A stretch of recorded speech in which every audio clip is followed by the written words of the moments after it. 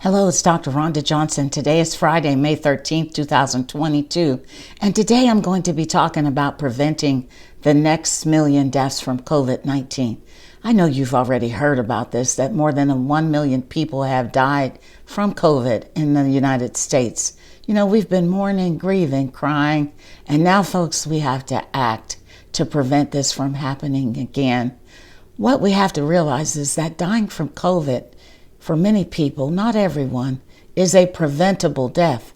You know, in my May 11th video, I mentioned that 21% of these million deaths were in people who were 45 to 64 years of age, and 4% of the deaths were in the under 45 age group. That's a lot of deaths in young people, folks. And I have a little bit more data I want to share about this. COVID was the fourth leading cause of death in young people ages 15 to 24. COVID was the second leading cause of death in young adults ages 25 to 44. COVID was the number one cause of death in adults ages 45 to 54. And the data shows where you live matters. If you live in a geographically, socially vulnerable area with high poverty rates, deaths from COVID were much higher than if you live in a wealthy geographic area. You know, I know people who have died from COVID, and they've been my friends, my family members, my coworkers, people in my social organizations. You know people too, most likely the people that you know and love.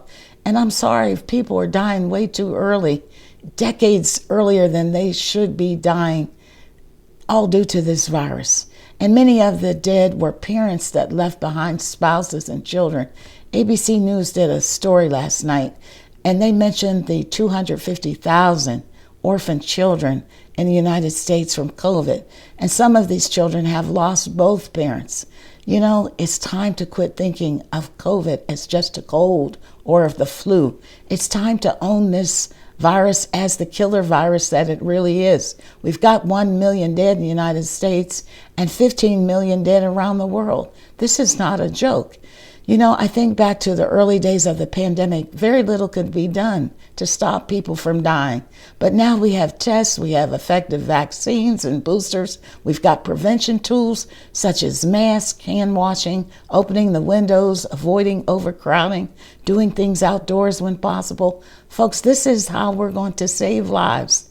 You know, we depend on medical science, bioscience, the pharmaceutical and the diagnostic industries. And yes, they will keep advancing more effective ways to manage this virus. But if people continue to reject what science and medicine have to offer and continue to believe these conspiracy theories and misinformations, we are likely to end up with millions more dying. So I have an ask of you. Please take this killer virus seriously. And remember, folks, we have to protect the vulnerable, our babies, our children, our sick, and our elderly. This is how we're going to prevent the next million deaths. That's my message today. As always, my views are my own.